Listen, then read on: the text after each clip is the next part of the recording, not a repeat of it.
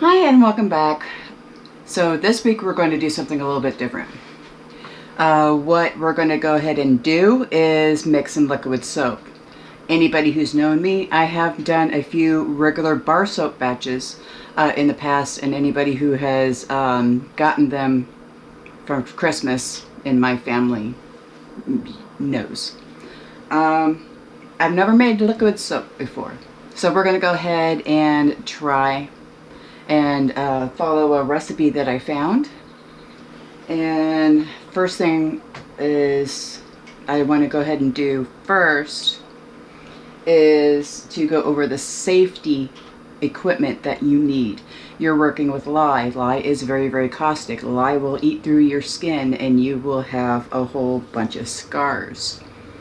You want to make sure you have all the equipment done. Now I'm going to go ahead and break out the apron that doesn't fit me very well and I don't like. I want to find a pattern that I do like. But for safety reasons, I'm going to head and use an apron instead of an old shirt that I have. So for safety goggles, you want safety goggles. You don't want the lye solution to actually splash up into your eyes. As well as whenever you add the lye solution to the water, it is going to fumigate. So we're going to go ahead and do that outside. But there's going to be gases that are given off, and you don't want that going into your eyes either.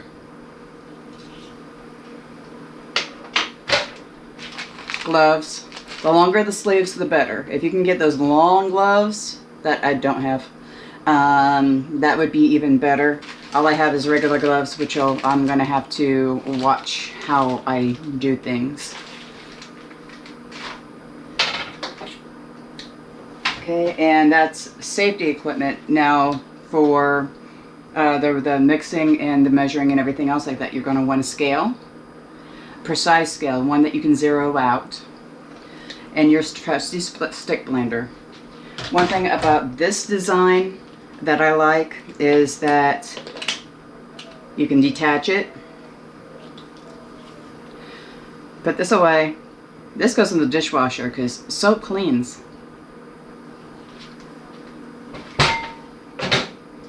You also want some sort of thermometer. You want it to be able to go at about 180. Candy thermometer is not going to have low enough temperature on it to be able to measure this right, because you're going to want to cook the soap solution to up to temperature, and this would be perfect. Like I said, soap cleans itself.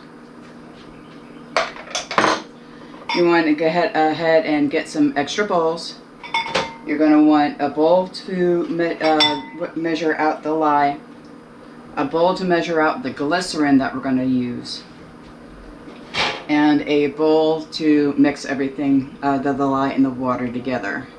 You always want to add the lye to the water, not the water to the lye. Okay, you don't want this splashing up out of the bowl and getting everywhere.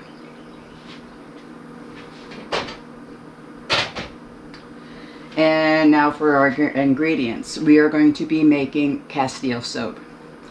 It's just olive oil. There is no mixes involved with this. This is going to be a hand soap that we use in the house. I'm going to do 2 different scents. Grandpa Rebel wants tea tree, which is a really good antibacterial. So, you know, for cleaning out wounds, healing, disinfecting, things of that nature. Tea tree oil is really good. And what I want to do is I want to do an orange peppermint. And that will be hand soap for the bathroom. Now, like I said, olive oil. Make sure you get a good brand of olive oil. A lot of the generic olive oils out there are blends. They have other oils added to it. You want just olive oil. Just olives. Okay? This is a lye solution that I get off of Amazon. It's called Pure Lye. It's not that much. I think this whole bottle cost $6. Last time I purchased it, I don't know what the price increases. Okay, it is drain opener. Okay, so it's very caustic, but you want to make sure that it's 99% pure or even higher than that. You don't really want anything less than that, only because the better the lye, the better the emulsification of the oils, and it converts the oils into soap a lot faster and a lot more easier. That sentence didn't come out well, did it? And now for liquid soap, I was told to use glycerin. Glycerin helps it emulsify a little bit better to where you can add water and it blends a little bit better. Because if you don't use glycerin, excuse me, if you don't use glycerin, okay, the oils and the lye solution, everything will separate faster. This helps it not separate. And I'm going to do this in a crock pot, only because it's easier to clean up a crock pot than it is to get the pans and stuff. I do have a dedicated pan just to make soap, just to make the bar soap. So let's get started.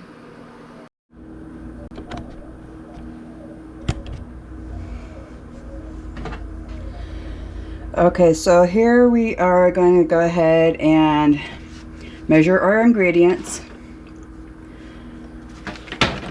Let's go ahead and put on our gloves.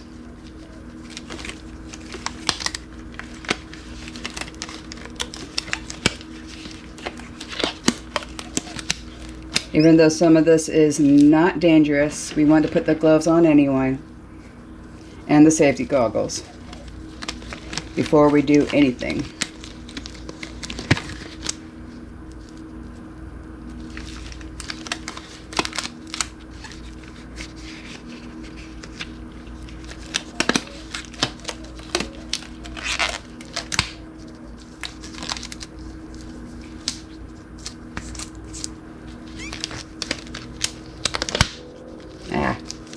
Ow.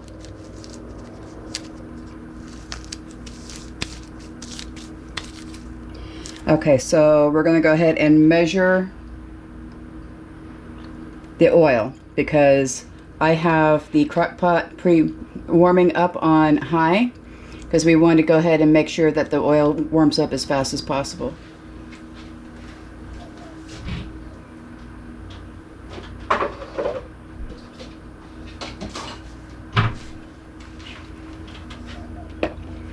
And we're going to go ahead and measure out 500 milliliters. Okay, we're at 0.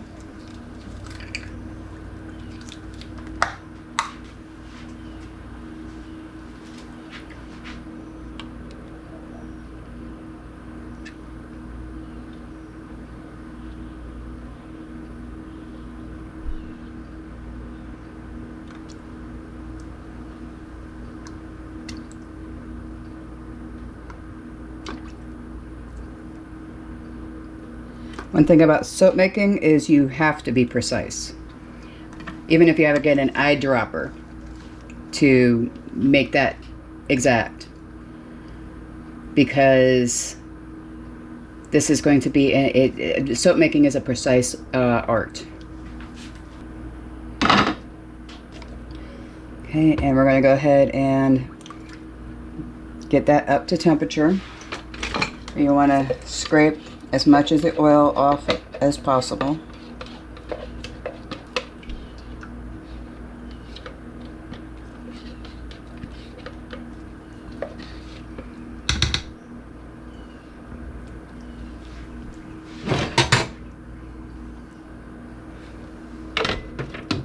Put this away.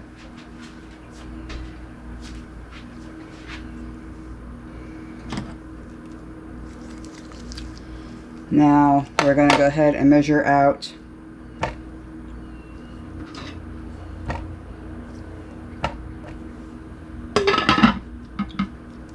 104 grams. There we go. Grams of glycerin.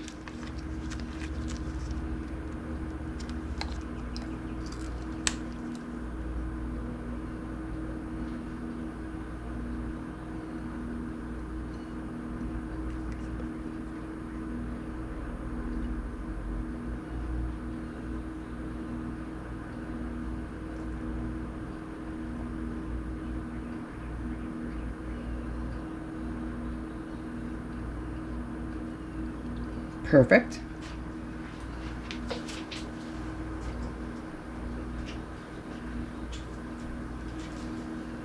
Set that aside.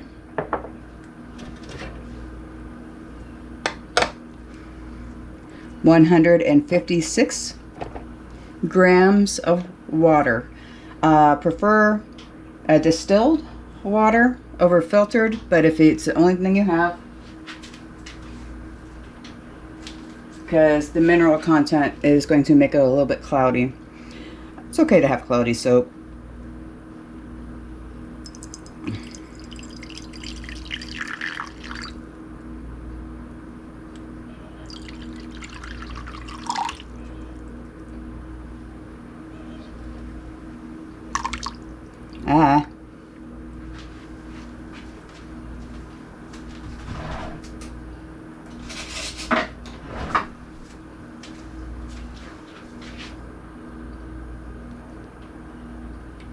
There we go.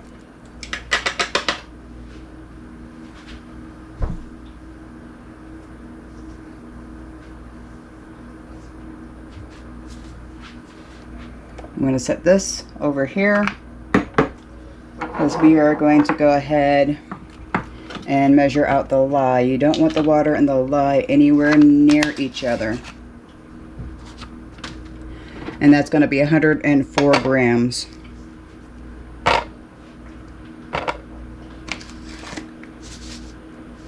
And you want dry and utensils.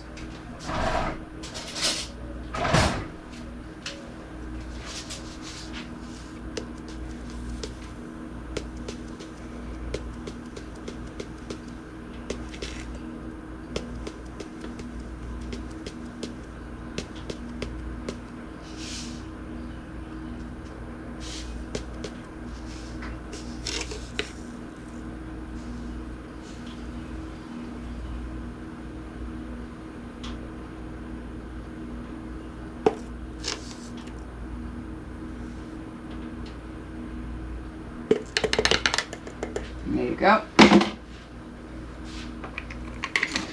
Now, whenever you add the lye to the water, you do not want to use a metal spoon. You do not want to use metal utensils with this because the lye will deteriorate the metal and get into your soap, and you don't want that.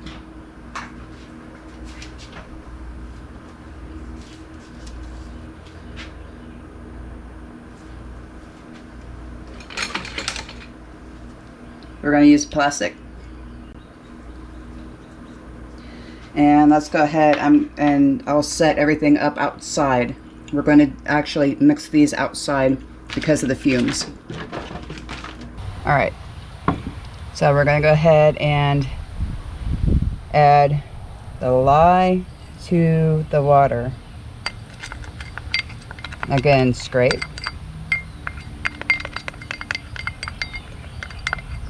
Now, you want to make sure that this dissolves, that everything here dissolves. And if you want, you can actually feel the bowl. It's generating its own heat. It's a chemical heat. That is normal. And I can actually feel the heat coming off of this right now.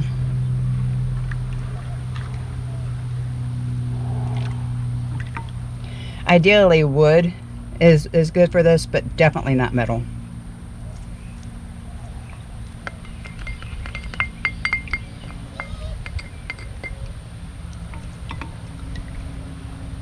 And you want this to become clear. Once it becomes clear, and it sits for a little bit, then we can go ahead and add it to the oil.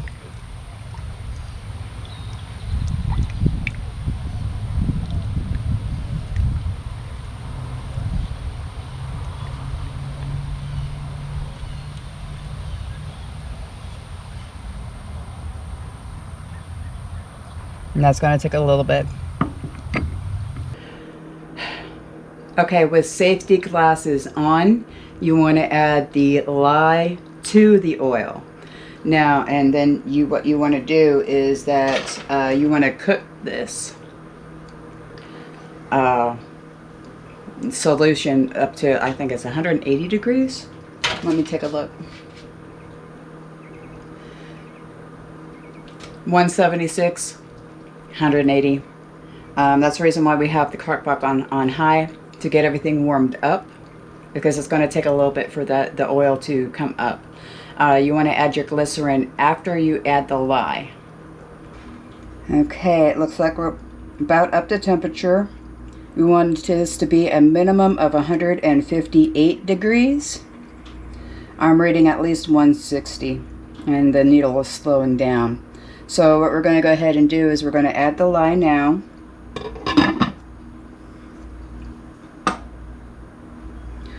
And get your stick blender out. Let's go ahead and get the lye.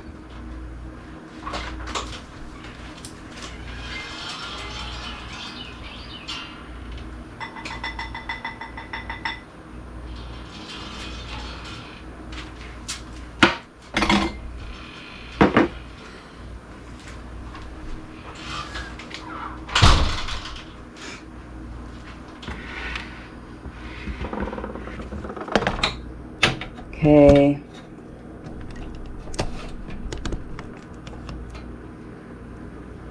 Now you want to be very, very careful with this. Okay. Because the lye is hot, the oil is hot, and it's clear. See how clear that is? You want to add very slowly and very gently your lye solution.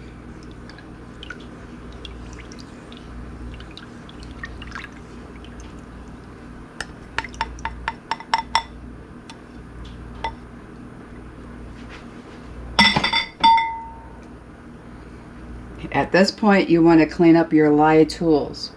Okay, you're going to let this sit for a little bit. Okay, so what I will do is that I'll rinse off, actually hand wash the equipment, and then put it in the dishwasher to make sure that everything is out. Now that this is together, we're going to add the glycerin. And once it comes up to temperature, like it is already, we're going to go ahead and put this on keep warm, because we want to gently cook this and not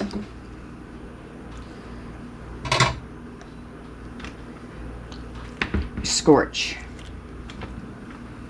So let's go ahead and start blending. And this is going to take a while. This will take a little, it'll start getting cloudy like it is right now. It didn't take much. But you want to go ahead and make sure that it cooks down, or that it blends and it starts forming a more of a paste than anything else. It's called trace. Okay, once you can trace the drippings off of your stick blender, then it's done.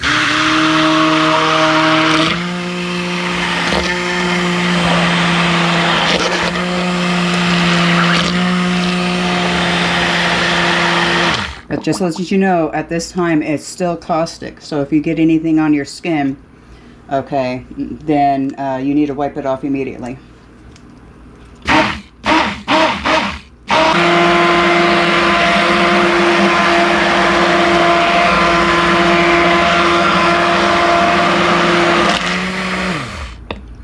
See how it's becoming thick?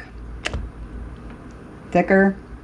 Not quite there yet. We want it a little bit more thicker than this, okay? So keep blending.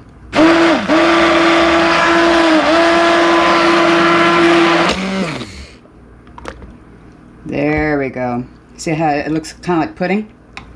That's what we want. Now we're not going to add any essential oils at this time because we're going to split this into 2 batches. But what we want to do is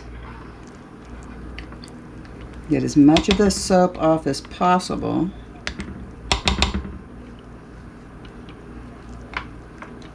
Here, set everything aside.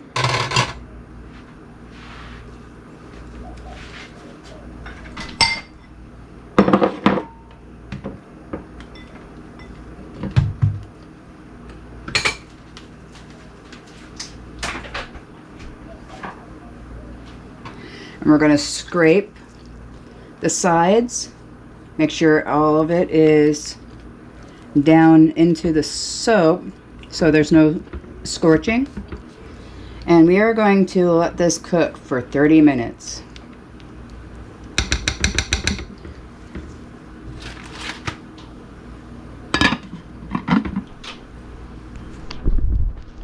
Okay, so now that's been 30 minutes. What we're going to go ahead and do is we're going to stir this up.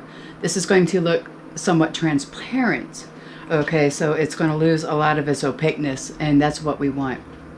I have measured out 1,850 milliliters of water. You kind of want a 2-to-1 ratio whenever it comes to water. That way, whenever you mix everything up, it's actually liquid, because that's what liquid soap is. So let's go ahead and put our safety goggles back on. New gloves. Still have the janky ass apron that I have here. And we're going to go ahead and finish this off. Okay, as you can see, it's more translucent.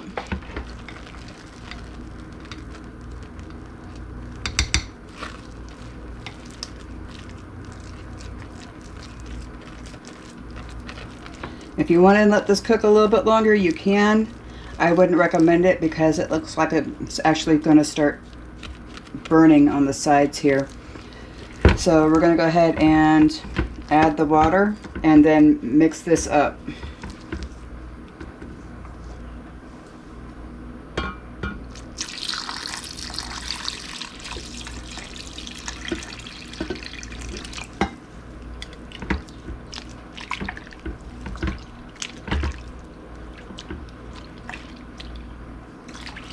Now if you take a look, it's actually cooling down and becoming more solid.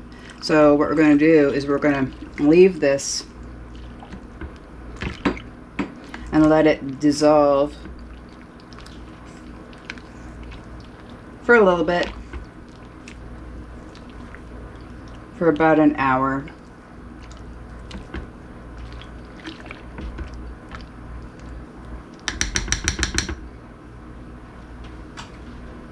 Okay, so while we're waiting, we're going to go ahead and mix our scents, because we're going to go ahead and do 2 different batches. One is tea tree.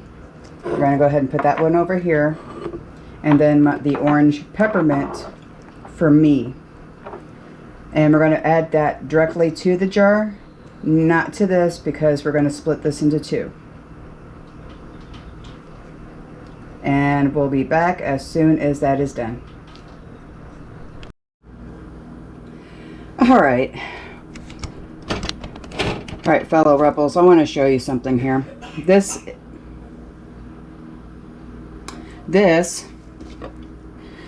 is a liquid soap failure. Now, I was working on blending it, but then it became still gel. The recipe calls for this to be nice and liquidy. It's not. It's more of a gel type. So what I'm going to go ahead and do is I'm going to put half of this into this. This is my soap making box, and we're going to go ahead and process half of this as regular soap, regular bar soap, and then we're going to continue with the making the rest of this gel type consistency into liquid soap.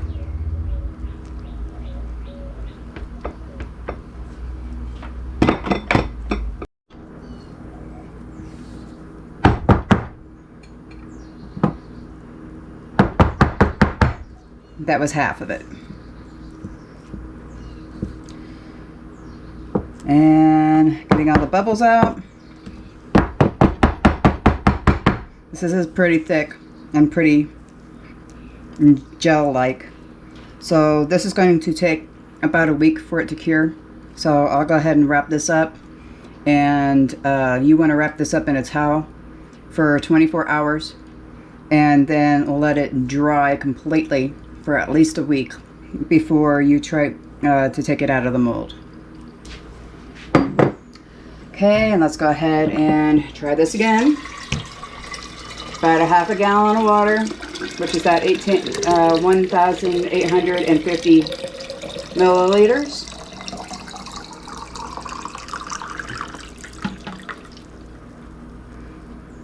I'm not measuring this time.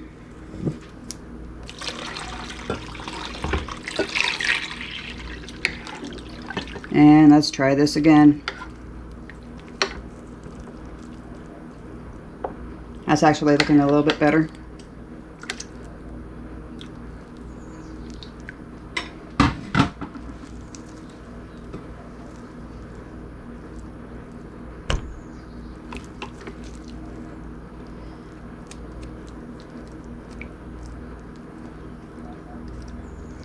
And if we need to, we'll definitely go ahead and add some back in. But I think we've got it down. So, seems like this recipe that I found on the internet is for about 2 gallons of liquid soap.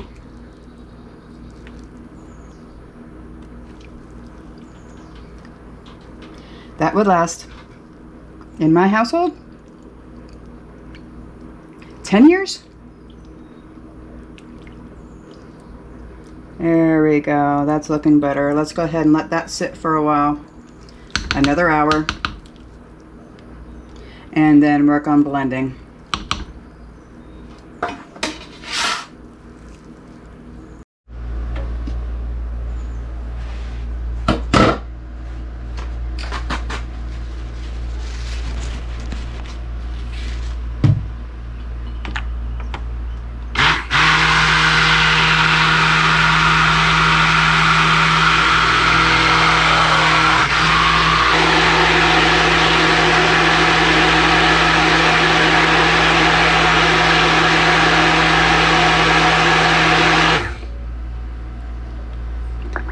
That is looking so much better.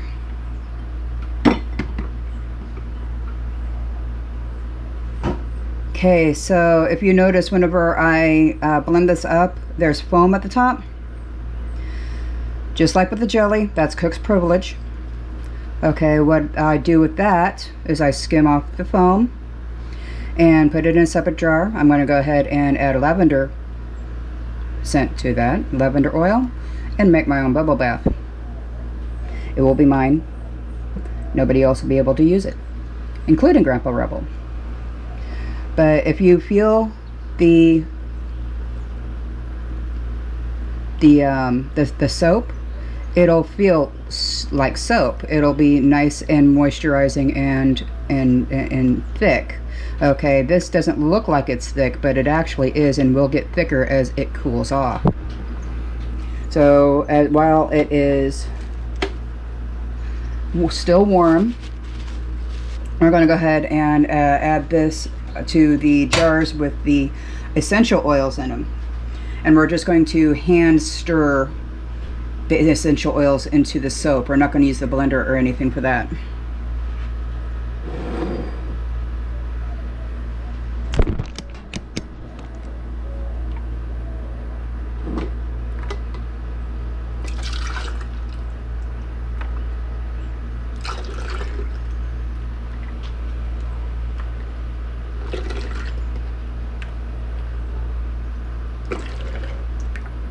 there's a tea tree. And here is the orange mint. If you notice, I'm going to have a lot more.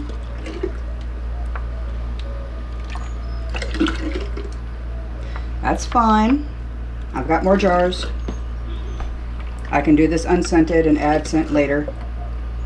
That's one thing about this, is that whenever you buy soap at the store, you're stuck with one scent. Doing it this way, not only do you have a year's worth of liquid soap, along with, you know, unscented, because of the recipe, unscented Castile soap for showers, okay, which is wonderful. But you can also save this as unscented and then add your natural oils later if you want to change something up.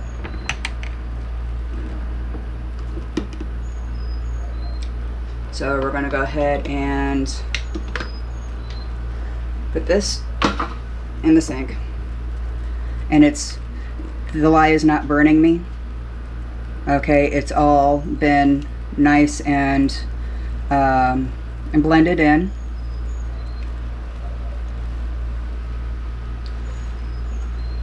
And we're just going to go ahead and stir in those essential oils. If you don't want to cross-contaminate your scents, use separate stir sticks.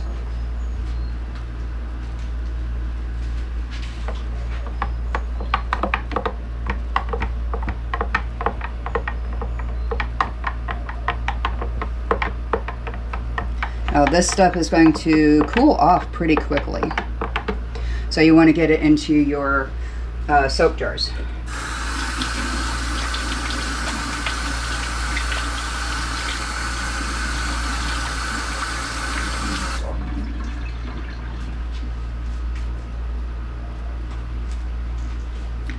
Now I went ahead and bought some really pretty jars. There's two of them. One is going to be for the orange, peppermint, and one is going to be for the tea tree.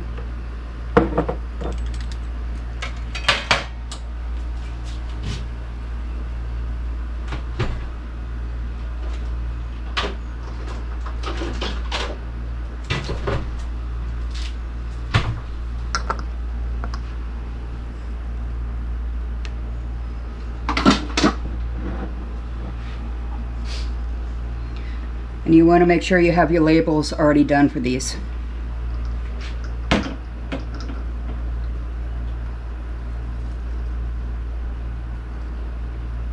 And I'm pouring this over the sink because Grandma is a klutz. Grandma has always been a klutz. And Grandma will always find a way to drop something.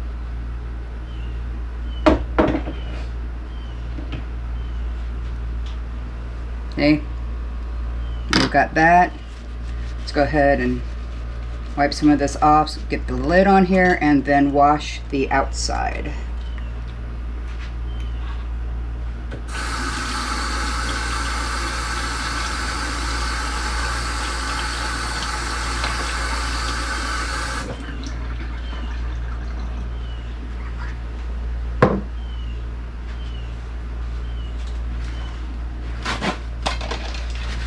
And you want to dry this off so you can put the label on really quickly, because I don't know about you, but I can't tell which one is which until there's a label on there.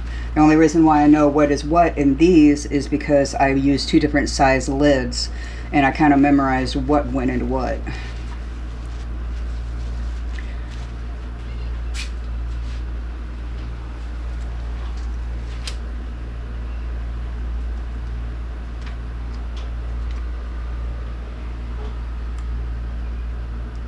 And there we go.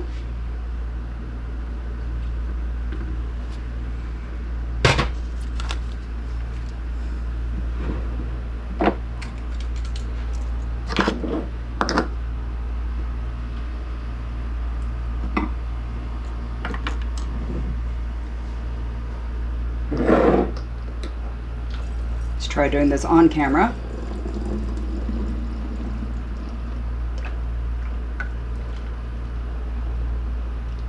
See how much overspill I get.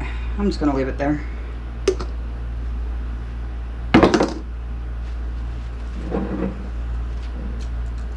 Again,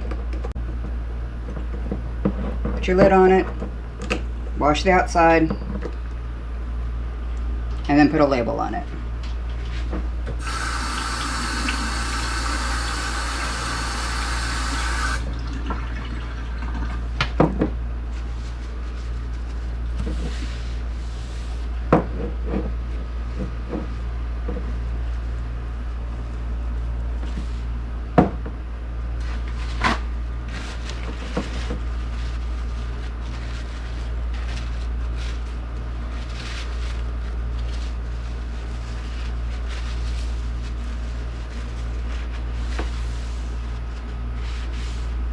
Clean up as you go.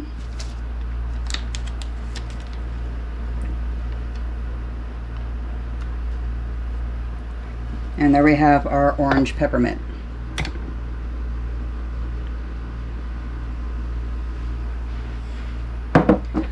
Now, see what I mean?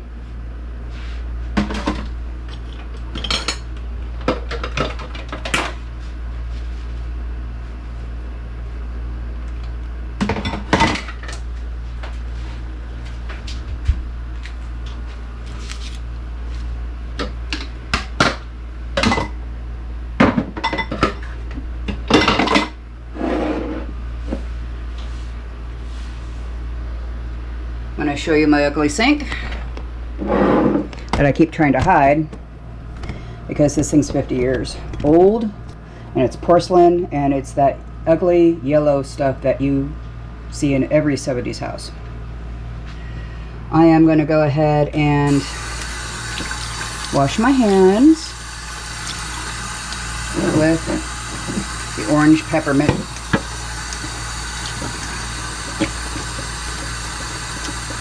It's a little thin, but it will thicken up as it cools. But look at that foam.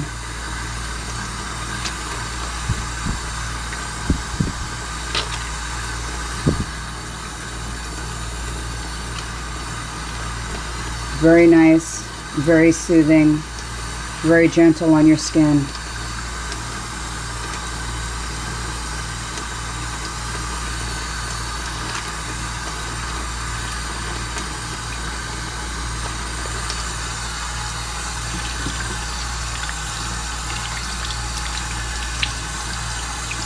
And Grandma's washed her hands about 15 times already. It's not even noon. But we're going to keep this one in the bathroom, the tea tree in the kitchen, because of its antibacterial properties. And we wash our hands more in the kitchen than we do in the bathroom anyway. And there you have it. You've got liquid soap. This will last quite a while in our house, along with its extras. I've got tea tree, orange mint, and lavender eucalyptus for, you know, baths. And then half of that went to a gelled type bar soap. I'm hoping this actually hardens up as much as I'm hoping that it will. We'll see in about a week. I will go ahead and show it to you. If it's still just gel, okay, then I'll just keep it in a container to make another batch of the liquid soap. But if it does harden up into bricks, we'll go ahead and use that as shower soap. And it is unscented. Okay. The reason why I'm showing you how to make soap is because we are still running out of things. We have, it started out with toilet paper. Then it started out with then we had Lysol. All the wipes are gone. And then we had canning supplies. You couldn't find jars, lids, anything, anywhere for about 6 months. Now that has resolved itself, now it's baby formula. Not only are we out of quarantine from the COVID pandemic at this time, but now we have monkeypox to deal with, which is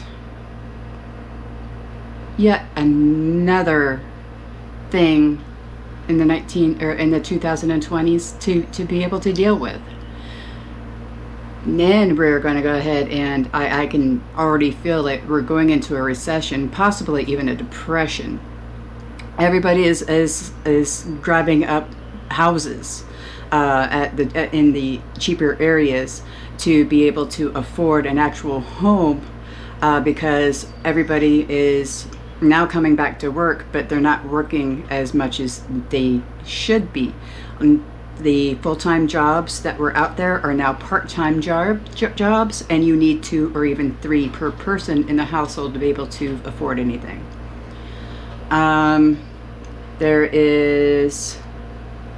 Everybody has food shortages. There's going to be food shortages because of world politics. There is going to be other shortages here in the future. We could already tell what's going to happen. That's why everybody has a garden. Everybody is getting into trying to find protein sources. My new neighbor has chickens. We have decided on a rabbit breed. We're going to go ahead and do rabbits. Grandpa's family already has the equipment. They used to raise rabbits in the 80s, I want to say. And they still have the equipment.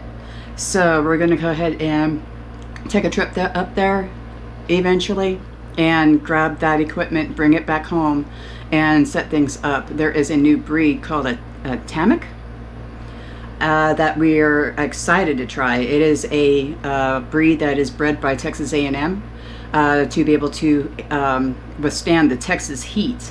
It's really difficult to breed rabbits in the summers down here, but these breeds are specifically for Texas climates. I'm very excited about this. So that's going to be a later thing. We're not in a hurry of doing this right now, because we are still paying some things off. So that will be later episodes. I want to congratulate my sister on her bees. And you know we're going to trade, right? Thank you for joining me. Hope you have a great week, and we'll see you next time.